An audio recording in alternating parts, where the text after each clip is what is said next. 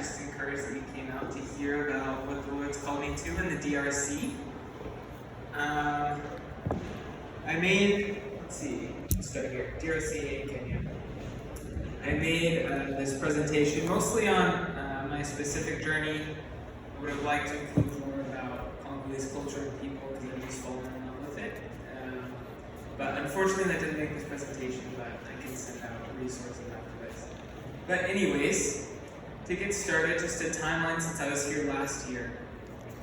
So that's kind of where I've started, is since August of last year I was able to go back to East Africa. And there's still a war in the DRC.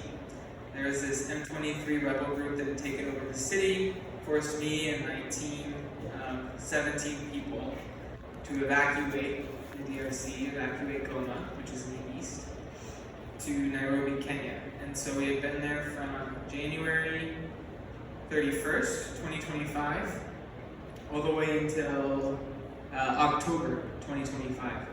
So around 9.5 months. So when I first went back, I was in Kenya, and then had to take care of some logistics, but we had heard from people in Goma that it was safe enough to move back, still with the M23 rebels running the city. And so, kind of an interesting decision, but ultimately they had shown they were wanting there to be calm, they wanted there to be peace, they weren't going to bother foreigners. So we took a lot of these things into consideration. We decided to move back. In October was when that happened. Then I left in November briefly for a missions conference with my organization. I went to Thailand talking about young leader development. And then I went back to Goma part 2. That's when I started to move in, get more involved in my job, which I can explain. And then start to look for an apartment because we had temporary housing. And then, once the new year started, I should say really January through May 2026, I was really able to settle in Goma, get my feet under me, get back into work, get involved in a church, and just become really good friends with a lot of the people I was running into day to day. And then May, there was an Ebola outbreak in a province north of where I was. And there's actually someone who traveled from that province into Goma, so there's a lot of uncertainty, panic. Me and my only other teammate at that point, who were still in Goma, had to leave kind of last minute.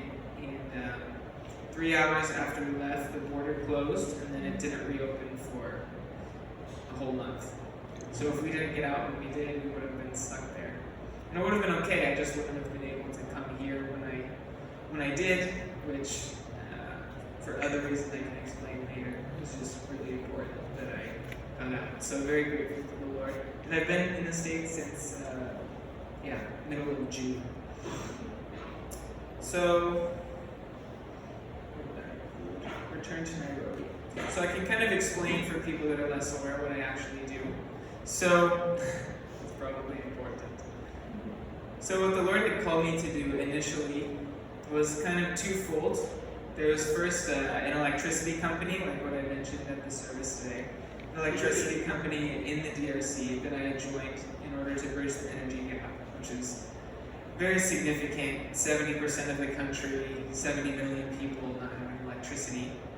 And so there was an opportunity to join the team as an engineer. That's what I thought I was going to do.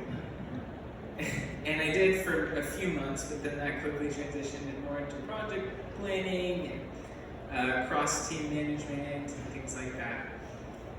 But essentially developing solar power plants in order to distribute electricity into communities that haven't had it since the beginning of time. Electricity, like why electricity? I think the World Bank did a study in terms of development, electricity and energy is the #1 thing that they need to focus on to help communities develop themselves and actually break a cycle of poverty, break a cycle of instability, because it empowers them to be able to work for themselves, start businesses, start institutions that can actually benefit their local areas rather than just be places that are exploited. And then you're left with a population that doesn't know what to do with itself. So, yeah, and then even in the day-to-days, students can study longer, the streets are safer with lighting. There's water, you can pump clean water into communities, you can power cell phone towers, and so it's really just, obviously, power is empowering, but it's quite literally the effect that it has. And we had our first power plant installed in Congo in 2020, and just the transformation in that neighborhood that we were actually serving is unreal.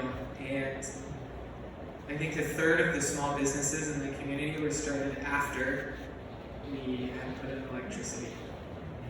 So that's kind of a background of kind of the main role that I felt called to. And then the other one was being a part of a local church and being a part of local community. And like Laura was saying, discipleship is huge. There's a lot of people in a cultural Christianity, Catholic Christianity, large, I always forget the word, not Protestant, Holy Spirit, Pentecostal, Charismatic, Pentecostal. Yes, thank you. I should know these things, but that's very common. Lots of local movements. You know, there's some prophet that performed miracles, healed people, and so got a huge following. So there's a lot of movements like that. And I can't even begin to describe, you know, what's right, what's not right, like who are actual Christians, who are not Christians. I think it's all a blend. And I think that highlights the need for personal kind of church-led discipleship movements, just to help people personalize their faith, bring it into the community context of, okay, we're actively choosing to live out Jesus in our day-to-day lives. This isn't just something that we dance and sing about on a Sunday, but it's something that actually affects who we are and affects what we do. So that was the second half of where I felt called. So to continue, this past year, I was in the States to visit my family. My sister was getting married in July. So I was on the field for a year, came back last July, and then went back to the field.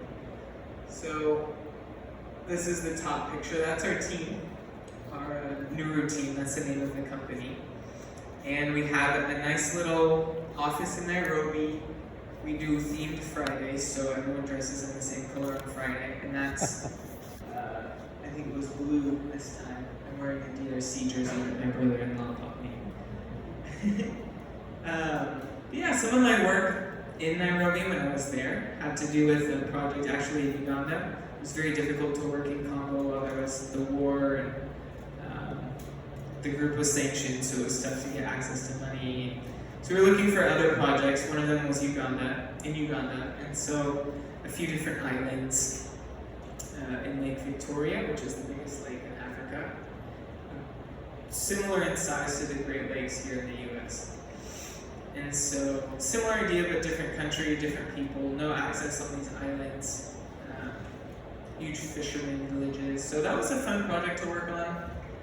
Like it shows 15 solar PV sites, 16,000 households plus businesses, which is around close to 100,000 people being impacted by it. So we didn't win all 15, we won 9.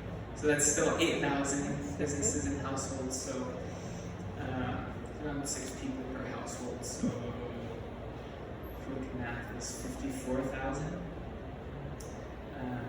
So yeah, that was really, really cool to be a part of as all this chaos was happening in the Congo. And then I joined a church called One Tribe while I was in Nairobi, and this is a more of a church planting movement in Africa, so it's called the Advance Movement. And their focus is metropolitan cities throughout Africa and starting these churches and trying to reach the local population with kind of this, what we were saying, like discipleship-based, very intentional strategy of bringing closer to God and having really a local population own that, grow into that, and then see that vision that God has to reach their country and the neighboring countries and then continue to spread. So as part of that church, and they have a huge heart for Goma, so even praying for their discernment and if they can get involved in the Congo and kind of build that ground level, congregational level kind of church that is so rare in the city. That would be amazing. And then, there was a big preparation time for moving to Goma. We had heard that there was a possibility, like I said, that it was going to be stable in October, which it ended up being. And I had to fly to the capital to get a visa, fly back. I have 2 passports. It's complicated, but the Lord provided every step of the way. Very simple. And we got to move back in October. And this picture is a soccer game between the DR Congo and Morocco. It was the African Cup of Nations. So it was in Nairobi. I actually got to see them play in person and wear my jersey, which was such a fun time. Yeah, so this is where I was living for the first 3 months. This is actually on a compound with gates around, but it's essentially 2 shipping containers stacked on top of each other and a living situation inside, which was beautiful.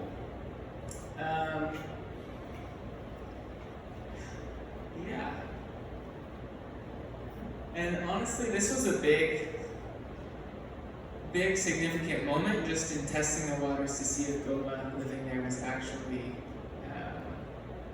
a smart idea with rebels there. And I didn't work that much. I didn't get too involved in the community, but like back to the basics, moving in, living, can I sustain life here? Can I be here long term? That was a big focus for these 3 weeks, and the answer was yes. So life under the rebels, there's kind of this pressure, but day to day you kind of don't, you see soldiers throughout the city, so you notice it. But at this point the city was mostly calm. They had come in January, taken a long time to really establish themselves. They're quite brutal. Even now they're still abducting boys to go fight for them on the front lines. So that was happening much more earlier in 2025. That had stopped, a lot of the crime had stopped. And they really wanted to avoid international entanglements with foreigners. We felt they didn't bother us, they didn't try to extort us, they didn't really even look at us while we were walking around in the city. It's still an eerie feeling. It's not the most calm environment to live in. But it works, and the people, they have no choice but to go about daily life. So just being with them in that, to see someone who left come back after something as big as a rebel invasion, just that presence means so much to them. Like, oh, you didn't leave, like you care enough to come back, you care enough to go through this with us because we can't leave, we have no choice, we're here, like why are you here? So it kind of opens those conversations, it opens those relationships, and I really noticed that. So I went to the conference, just a few notes. This was, in Thailand. Just interesting questions. It caused me to ponder and even what's the word? Kind of pushed me into the next season of life in Goma. I think before this conference, I was pretty uncertain, like what am I actually here for? What should I be doing? What value do I bring to the team or to the church? And part of that stemmed from being in so many different places in 2025 and not being consistent enough to actually be a part of a project for more than a couple months, have a relationship for more than a couple months, friendship, have just like stability in my living situation. I hadn't stayed in the same room for more than a month and a half or 2 months, all of 2025.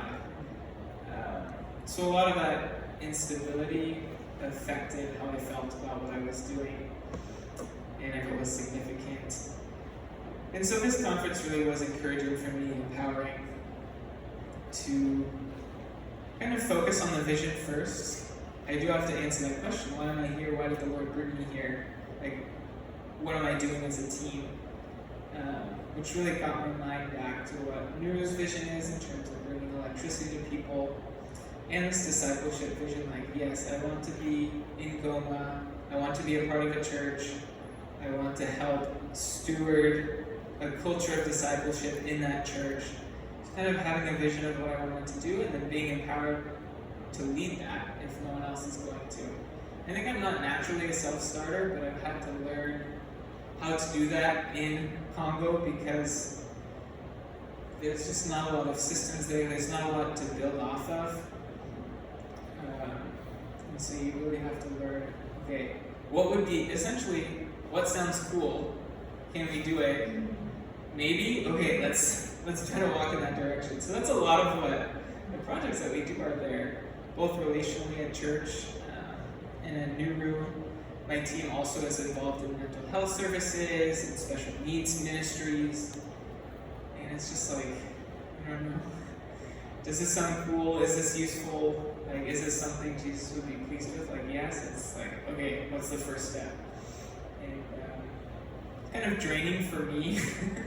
My team leaders thrive. They can do that nonstop.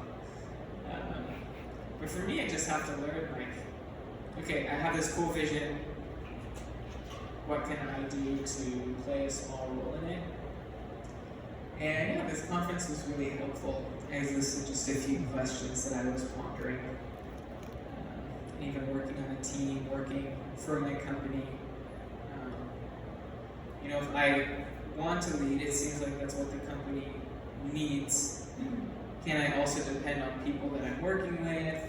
The answer is yes. I just need to get past my own kind of self-reliance, own fear, or anxiety to trust the people around me. So that was really important for the return to Goma part 2. And this is a picture at the end of year celebration that my company did. It was kind of a Christmas party.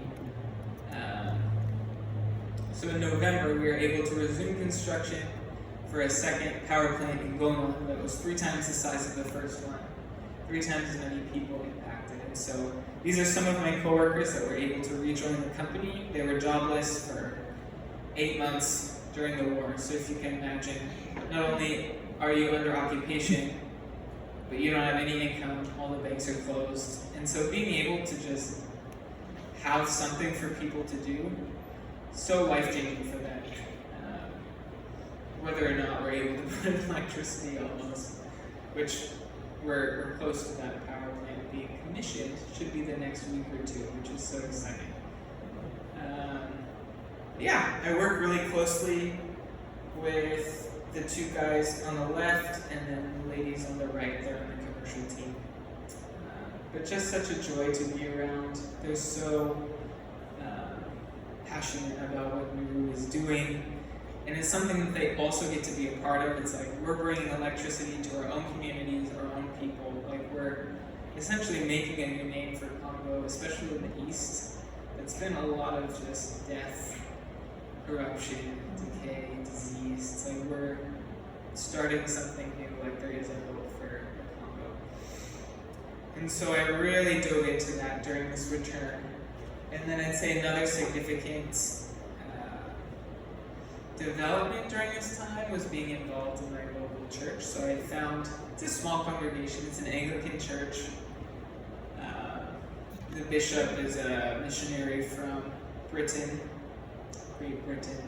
And so it was the first church I personally felt connected to the Lord at, which was huge. I think my whole team would say finding a church where I can be built up is so hard, like so impossible. Like my team leaders started their own like kind of house church that they ran just to like have some semblance of being filled spiritually, which is also draining if you have to do that yourself. But this church has been such a blessing. It's a small, like I said, small congregation, so I know everybody there now. It's in French, so it's helped me get a lot better at French. And yeah, just encouraging my vision for discipleship. I think people are used to me now. They trust me. I'm not some foreigner like coming in just for a little bit and leave like I've been there. So yeah, like that was a 6-month process of January to, it started in October, November. So from then until May, just seeing a lot of fruit and kind of the repetition and consistency of being in that community, which started end of 2025. And yeah, going off of the leadership conference, I think I'm going through these bullet points down and up. But just accepting new responsibilities at work, feeling empowered to accept them, and that led to new assignments, so not really engineering, but rather managing grants, and communicating between teams to reach this goal, to get funding for new projects. Also there's some engineering. Homer is it's a software, it's not the Greek poet. But it's what we use to design our solar plants. And so I was the main one who used that to attract investors again, to show, hey, we can at least get your money back if you invest in this electricity plant for Goma. So that was really impactful. But also, towards the end of my time, it was kind of a cause for burnout. I had gotten involved in a lot of things, and those things just carry on and carry on and carry on. And just learning, as a leader, you're the one who has to keep them moving. You have to stay engaged. You can't pass them off to somebody else. So just learning how to deal with responsibility, learning how to kind of make sacrifices to make sure that projects continue, relationships are kept. What people in leadership here have to learn as well. So I think I'm finding more and more that life there is a similar mindset to life here. You're just being faithful to the Lord. You're learning how to sacrifice for tasks, projects, initiatives that are pleasing to Him, and loving people that you're around in the process. So kind of just continuing on that point, really settling in Goma. I actually talked about all these things, but the Lord provided a great apartment. There's 3 of us, plus another family right now in Goma from our team. I wish I had more pictures of them. But so the family lives in their own place, but then the 3 of us who were single, we had an apartment together, so it's a 3-level apartment, which was perfect. So we each get our own level, and then the terrace, it's in the community, the neighborhood we've been in our entire time in Goma, so a lot of the same people we get to interact with. So the Lord provided that really well. We can host, we can set it up as our home and feel stable there. So that was a development in February. And around that same time, why are we still sick? Early January, our team was, especially me, was getting like a fever that would come back every couple weeks, which, is not ideal. So I got it early January, thought it was malaria, took a test, and it came back positive for malaria. It's not a huge deal. They have like $6 malaria medications, so you go to the pharmacy, take your pills, you're good. And it's like great medicine, so it should be taken care of. However, for me, like 3 weeks later, I got another fever, which is about the time it takes malaria to come back if the medicine hadn't fully got it. And so took another test, came back positive, took medicine, fever went away. And then 2 weeks later, got another fever. And so it was just this repetitious process. So I went to the hospital because my home malaria test was positive. But I was like, man, like I need to actually test this out. So I went to the hospital. They were like, you don't have malaria. And I was like, oh. It's like, okay. But I still took the medicine and it still went away. So I was like, I think I do have malaria. And so it happened again. And I was like, okay, I need to go to the hospital again. And I did more tests. And it turns out I had parasites and amoeba in my digestive system. So if you've heard of dysentery, I had the amoebas that lead to dysentery. So not great, but it was nice to have a diagnosis. Again, they have medicine, it's like $5. I remember getting that. You just take it, it cleans you out. It's just a different perspective on health, I guess. But it just, yeah, I say that because it added to the weight of the whole time. Like I thought I was getting malaria again and again and again. It wasn't going away. My team leader, who's a nurse, was like, if this keeps coming back, like you'll need to come to Nairobi and get this figured out. Turns out all my at-home tests were false positives, so even people who didn't have malaria were testing positive. But yeah, that just contributed to this transition being kind of heavy. Yeah. But the Lord was faithful. And actually, the Lent season had started right before I got my last fever. And I wanted to fast once a week. And apparently fasting, this parasite eats food. So when you stop eating food, this parasite eats you. And so that made it worse. But after that, I was able to have a really neat Lent experience, learning, fasting and getting closer to the Lord through that. And then a really rich Holy Week time. I think the Good Friday service that I went to, the pastor preached the gospel, which is so rare in Goma. It's usually some other thing or some ego, but he just said the simple gospel and not hearing it for a long time. It's just so rich. We take communion each Holy Week service and most Sundays. And the Lord just kept meeting me in those times at this church as I was kind of burnt out from work, as it felt like every couple weeks something happened. We're okay, maybe we'll have to evacuate Goma with little warning, if something goes south. So just with that pressure in the background, being able to regularly connect with the Lord at my church with other people was so special. I think I included it in a picture in one of the last slides, but I was actually invited to speak at this church my last Sunday in Goma. So I gave a sermon in French at this small congregational church, which was so cool.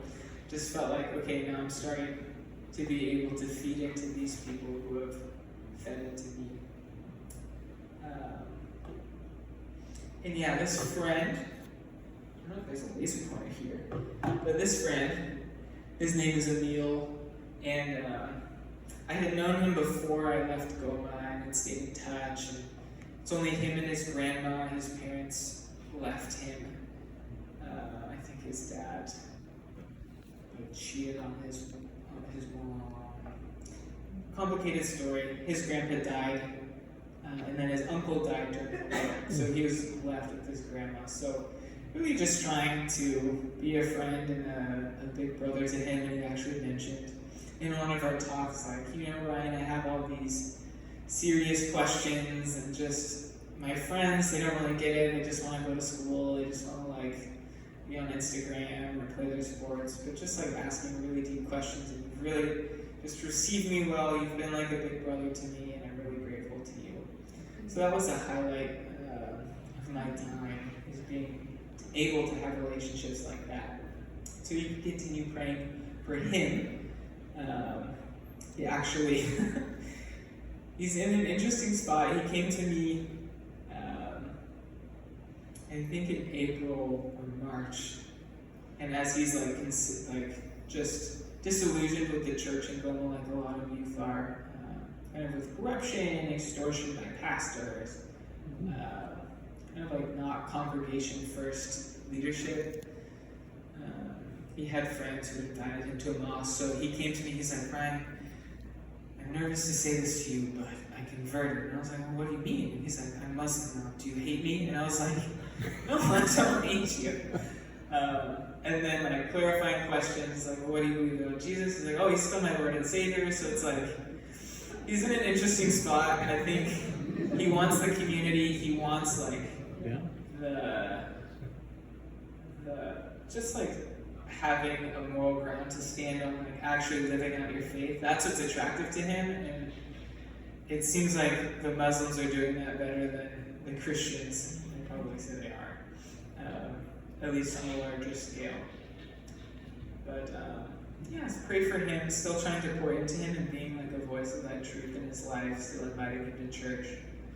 And yeah, so it's just an important relational and prayer note. Let's see, these are some of the kids in our neighborhood. Whenever I go on runs, they're like, can we join you? And I'm like, yeah, come on. And so I'll jog really slowly until I get to their house. This guy's carrying a little girl on his back. Which is so fun. They also don't have a lot of means. So we're able to help them go to school, we're able to help them buy chapati, which is like African, like thicker tortilla. If you imagine a tortilla, it's thicker, more dough, very delicious. So it's like, come on, Ryan, can we have 25 cents for chapati? And it's like, well, I've given you one each day the past 7 weeks, but okay. It's just like, I mean, money also, like things like that, very complicated. Money is a part of your relationships, especially in Eastern African culture, especially in Goma. So, you know, when I was first there, always questioning, is this person my friend because they like me or because I'm like a foreigner and I probably have money and they ask me for money every other time I see them. And it really bothered me initially. But the culture that they have, like, if you're a friend with someone, especially if you're family, like, you have means, like, it's expected that you're going to help the other person. So it's not like trying to take advantage. It's like these people are in serious, serious need. They want to be friends with you, but they also just have this reality of, like, I only eat one meal a day. My mom only cooks one meal a day, or she's gone this weekend, so, like, my sister has to cook one meal a day. So that's just reality that people are in. And walking that line, if this person does want to be my friend, they also have a lot of financial needs. And I have, compared to them, like a lot of financial needs, even as a missionary. So learning that balance, I've now come to enjoy. Being able to say yes to people with their requests. So that's something that the Lord's done in my heart over the past year. And let's see. I mentioned, yeah, that's a picture. I got to wear a robe as I shared in church. We were supposed to have an intern, if you can believe it. An intern wanted to come work for New while this rebel group was controlling the city. But he just was so inspired by the vision. He went to Urbana 2025, which, if you haven't heard my story, that's where I got connected with this opportunity and this team. So this is so cool to be able to receive an intern who like had the same vision, also an engineer. But the goal that happened to get out of Goma is for the summer intern. So he wasn't able to come to Goma, and we had to leave very last minute. It was 4 p.m. I wrote if you've read my newsletter, you know this story, but I was working on a Thursday. It was 4 p.m. And my teammate, the only other teammate, Jamie, who was in the city with me at the time, got a notification that the U.S. was restricting travel, and I was supposed to visit my grandma on the East Coast, who was sick with cancer and has now since passed away. And I was like, I need to like get out of the city. And I was like, okay, so 21 days, like, when is that? And I look it up. It's like at 9 p.m. that same day. I have to be out of the city in order to make it the 21 days. And so like, oh gosh, like, are we doing this? So yeah, I kind of have to. And so we packed, we left, across the border at 9 p.m. Got my stamp at 9. I think I took a picture of that. And then we're in a hotel in the border town in Rwanda. Rwanda borders Goma. A 20-minute drive to the border, across the border, at a hotel. The next morning, our driver came up to us and said, "Oh my gosh, you guys are so lucky. They just closed the border completely to everybody, and it was closed for the next 28 days. Like no travel, no foreigners could cross, doctors couldn't cross, like completely closed." Just like God's faithfulness in bringing us out. Just that random notification and the fact that there's still enough time to leave the city. Just saw God's hand in that. And there's also a picture on the last slide as this Ebola outbreak was happening, which we found out about 5 minutes after I had preached that Sunday. So I preached, checked my phone, found out that Ebola was in Goma, and then that week was really stressful. But it turned out that Thursday morning, I had seen, I'm just going to pull up, okay. So the top right, I'm kind of telling some of these stories. I saw that rainbow over Goma, and like, rainbows are cool, but normally I don't cry over that. But just with the stress and like the reality of an Ebola outbreak hitting a region, like just muddled by war, crimes against humanity, abuse, just overwhelming. I was so anxious, and so seeing a rainbow, just knowing that was a symbol of like God's faithfulness, God's protection, God's care for people, that He wasn't going to destroy humanity. This spoke to me at 6 a.m. that morning of just like, God is going to protect the city. He loves these people. He sees them. So I sent it to Laura. She's like, oh, there's like a group of elders that prayed for you, like, because of the time change, it was just 2 hours before. It was just like a really cool God moment in the midst of this Ebola outbreak and His faithfulness. Yeah, so speaking of Ebola, just some statistics as of Friday from WHO. So there's over 2,000 cases, over 800 deaths in a province called Ituri, which is bordering the province that I live in. And almost 400 people have recovered. So if you compare people who have died to people who have recovered, it's consistent with like a 65% mortality rate. They're working on vaccines, they're working on treatments. Those haven't been rolled out yet. But as you can see, there's 0 cases in Goma, which is kind of a miracle. There was that one case while I was still there. They were isolated. It didn't spread. That person unfortunately passed away. But no more cases, which was really good news. And my company was able to continue work. We had a Kenyan company actually doing construction. So in order to finish the power plant, which was supposed to be done in June, now those people who were supposed to commission it couldn't cross the border into Goma, so it delayed. So we're hoping now it's like a week and a half away. But construction continued, and people kept working.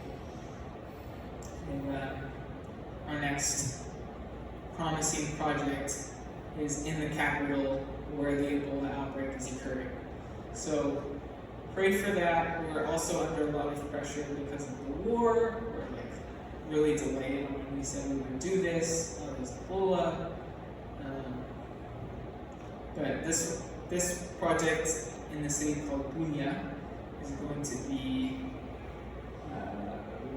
3 times larger than both the power plants in Goma combined. And so huge impact, lots of people. We're really excited about it, but a lot of challenges. And yeah, this has been my time in the States. This was my grandma that I was talking about. This is our last dinner with her. She's right in the middle there. She had all her grandkids and family. So it was a really special moment. Again, I was 3 hours away from not being able to be here for this. So grateful to the Lord. And everything worked out. This is my family. I visited them in Idaho in the bottom left. Sister, brother-in-law, and 2 parents.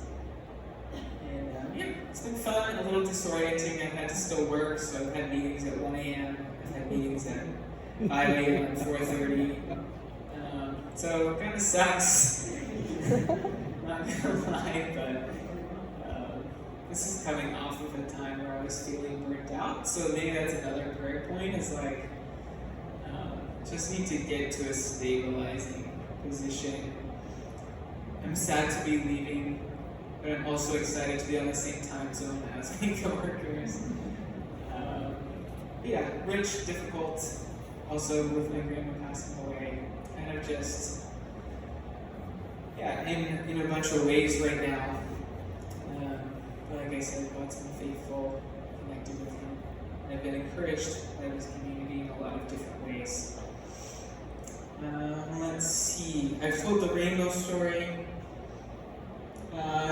The left, this little guy, who's one of our neighborhood kids. Those are my glasses and my Bible. But I had come back, they have me read scripture. They have someone from the congregation read scripture every morning at the church, or every Sunday morning at the church. So I had my Bible. I was just coming home from that. I'm like, oh, Ryan, like, Pastor Ryan, look at you, you look all smart. Like, give me your, and they're like taking pictures of me, videos. I haven't brought Bibles the last time I was here, because I would love people to be able to read their own Bibles and learn scripture. I intended to do it in a discipleship group, but these kids were like, can I have a Bible? And I was like, well, I can't as a missionary say no to this kid, so I gave it to him. His name is Emily, and he's been reading it. I've been following up with him, and he actually loves reading it. He gave it to some of his siblings and friends as well. So that's been special, just everyday moment. And then the picture next to it, this is kind of what communities look like. It's hard to visualize what Roma is like. If you can see, there's streets and then there's just lines of single-story, two-story buildings, shops, mostly, and then homes are behind them, a little more secure. But this is where our electricity is going. And so we walk through the communities, pole by pole, we take coordinates of where each electricity pole is going to. And that's been one of my favorite things to do. I get to interact with people in the community. I get to have conversations with my coworkers as we're just walking through each neighborhood. Just a little visual of what that's like in daily life. You know, this is my Monday mornings, Monday early afternoons, that's what I did. So I just walked through the communities doing pole locations. There was one morning on a Monday, so like I said, one of my teammates does a special needs ministry, and that girl who's dabbing is one of the girls in the ministry. She has Down syndrome. And the way that they, you know, if kids aren't in school, the parents have to work, so they kind of just trust the neighborhood kids to look out for one another. But people's mentality around special needs, Down syndrome, disabilities is a little different. So they let her wander, and so at some point she got lost. And so the mom was in a panic, my friend was in a panic. She had already left for her own assignment. She's like, Ryan, is there anything you can do? I was like, I'll just visit the family. And so when I visited them, asked all these questions, helped look, we walked probably half the city looking for this girl. But I asked them, did you reach out? They have neighborhood chiefs, neighborhood leaders, I don't know. We don't really have anything comparable. It's they have all their group chats. They keep an eye out on the neighborhood, make sure everything's okay. I'm like, have you reached out to them? And they're like, oh no. And I was like, I haven't reached out to them. This is a day after. I'm like, that's a really good idea. I was like, okay, let's go find her. And so we did. They reached out in a group and we walked throughout the city. We don't find her. And when I go to work really get discouraged, and at 5 p.m. that day, the guy that we found was like, oh my gosh, like somebody found her like 3 neighborhoods away, like, and by neighborhoods I mean like huge, 5-kilometer blocks. So she like wandered so far. Someone probably found her who lived far away and then took her even further. But she was found, and so lots of prayer. But then she was ultimately found, which was really exciting because you never know, especially with Down syndrome, people think these kids are cursed, people think they're no good, people think they're not good to be around, which is really sad. Now my friend is there, so you just don't know if she's wandering around with no one to protect her, what could happen. And then, bottom right, I was able to share in a high school just what America is like. There's not much of a story to that. I think I put it there because I wanted to get involved more in the high school, and God had provided, actually, that's why I put it here. God had provided this opportunity to kind of get in, work with the teachers and students. And I'm just sharing. Like I said, I mentioned conversation with the meal. I also had a conversation with one of our guards. Every compound, every building has a fence around it, every enclosure has guards. And so one of the guards in the place where I work is Muslim. He found out I went to church. He was asking like what we did, what we learned, and I was like, oh, we were really talking about how Jesus is God. And he was like, oh yeah, we don't believe that. And so that just like went into a 2-hour conversation, Islam versus the French, versus Christianity. Crazy, in French. And I didn't know I spoke good enough French to have that conversation, but he was really patient with me. And it was really encouraging.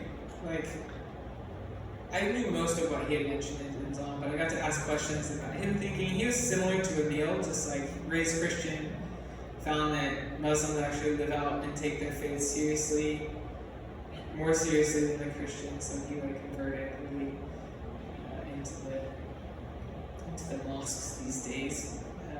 But I continue seeing him. His name is Hercules. You have amazing names. You can name your kid anything. Yeah, wrapping up, just prayer requests. Pretty obvious, peaceful resolution to this rebel group conflict. Rwanda's involved, the US is involved, local militias that are against this rebel group are involved. So just a lot of different axes of discussions, deals, communication is needed. So just pray for that, and it can be done peacefully, and the transition can happen peacefully. Obviously, Ebola, pray that that gets contained. And then I'm hoping to go back to Goma in August. We will see. So just pray that that continues to be fruitful. These relationships, this kind of momentum that I felt building, and able to resume. More pictures. But that's pretty much the presentation. I did want to add, so last year when I was here, I had mentioned I committed for 2 years, which was supposed to end this month. However, in March, I think most of the end of last year, beginning of this year, I was really discerning another year into my time in Ghana because of instability, how much I had to be away. And in March, the Lord helped me make the leap to commit to another year. So, should have said that in the beginning. That's why I'm going back for another year. These are a bunch of fun pictures. Nairobi, Angola. If you have questions about any of them, feel free to ask. But that's my presentation. Thanks for coming. If there's any questions, I think we have a mic, so just raise your hand